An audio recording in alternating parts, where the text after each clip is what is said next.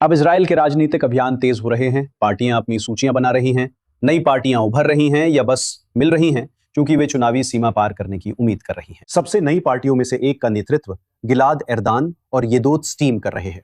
दोनों ही Likud party के पूर्व उच्च पदस्थ मंत्री हैं जो अपनी एकता पार्टी के साथ असली दक्षिणपंथ, असली भर्ती के नारे के तहत आ रहे हैं। ये सबसे विवादास्पद मुद्दा होने की संभावना है। सभी के लिए राष्ट्रीय सेवा, या कम से कम उन लाखों अल्ट्रा ऑर्थोडॉक्स यहूदियों के लिए जिन्होंने इस सरकार और पिछली सरकारों के तहत केवल अपनी व्यापक कल्याण प्रणाली और राष्ट्रीय सेवा से बचाव को मजबूत किया है। लेकिन ताजा जानकारी के लिए हमारे साथ स्टूडियो में मार्क जुड़े हैं। क्या हो रहा है, ये हमारे दर्शकों के लिए स्पष्ट रूप से परिचित है। देखिए, आज फिर एक नाटकीय घटना हुई है। हमारे पास बड़ी संख्या में अल्ट्रा ऑर्थोडॉक्स लोग बाहर आ रहे हैं, सड़कों को जाम कर रहे हैं, हाईवे को ब्लॉक कर रहे हैं। ये देखना बिल्कुल नया नहीं है, लेकिन आज ऐसा क्या कारण था कि उन्होंने एक बार फिर सड़कों पर उतरने का फैसला किया? हाँ ठीक है, एक ताजा जानकारी दे दूं। वे रोड नंबर 4 को ब्लॉक कर रहे थे और बस पिछले आधे घंटे में वे वहां से चले गए। मेरा मतलब है वे वहां से निकल गए। तो मूल रूप से ये भीड़ भाड़ के समय शुरू हुआ था और अभी अभी लगभग खत्म हुआ है। तो ये निश्चित रूप से बहुत चिंता की बात है। लेकिन ये तब शुरू हुआ जब एक अनिवार्य सैन्य सेवा से बचने वाले बुशेस स्टाइनर एक पुलिस स्टेशन में गया और हम वास्तव में उसके लिए पुलिस के बाहर इंतजार कर रहे थे और उन्होंने उसे इसलिए ले लिया क्योंकि वो अनिवार्य सैन्य सेवा से बचने वाला है। और मूल रूप से अभी हरेदीम और खासकर यरूशलेम गुट हापली गियोरशामी जिसे अधिक कट्टर माना जाता है, वे कह रहे हैं कि वास्तव में यही वो है जिस पर हमने हलेवी पुलिस कमिश्नर के साथ सहमति बनाई थी, क्योंकि उन्होंने मूल रूप से कहा कि आप हमें किसी पुलिस स्टेशन में जाकर किसी चीज की रिपोर्ट दर्ज कराने से नहीं रोक सकते। तो यही उनके साथ समझौता था।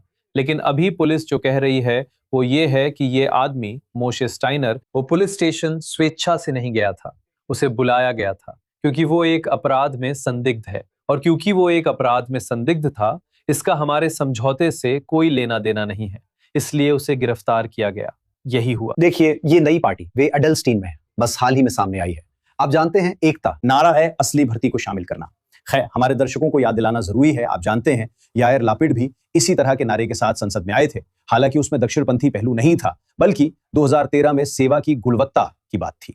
ये मुद्दा 13 साल बाद भी ऐसा लगता है कि यही चुनावों में शायद निर्णायक मुद्दा बनेगा। खैर, चुनावों में निर्णायक मुद्दा तो यही है, बिल्कुल। और ये सिर्फ 13 साल नहीं है, बल्कि दशकों पुराना मुद्दा है।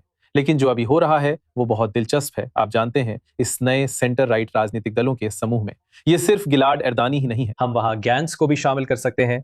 हम निश्चित रूप से याइर लापीद और सीपी लिवानी को भी शामिल कर सकते हैं। और जो हम अभी देख रहे हैं वो ये है कि ये सभी लोग, आप जानते हैं, अपने सर्वेक्षण के आंकड़ों के जरिए साबित करने की कोशिश कर रहे हैं, लेकिन इनमें से कोई भी असल में, आप जानते हैं, 4 सीटें हासिल कर राजनीति में आने की सीमा पार नहीं कर पा रहा है। लेकिन वे निश्चित रूप से अपने पोलिंग के आंकड़े बढ़ाने की कोशिश कर रहे हैं। इसी वजह से 1 महीने से भी कम समय में, आप जानते हैं, आधिकारिक चुनाव के लिए सूचियों को अंतिम रूप दिया जाएगा और फिर वे किसी समय एकजुट होने वाले हैं। वो पार्टी वास्तव में बहुत कुछ बदल सकती है, क्योंकि मूल रूप से वे कह रहे हैं कि हम हरेदीम नहीं चाहते, हम अरब पार्टियों को नहीं चाहते, और साथ ही हम चरमपंथी नहीं चाहते, हम चरम दक्षिणपंथ और चरम वामपंथ को भी नहीं चाहते, ताकि अंततः एक एकता सरकार बन सके। ये उनका सपना है। बिल्कुल, ये होगा या नहीं, इस बारे में हम अभी भी निश्चित नहीं है।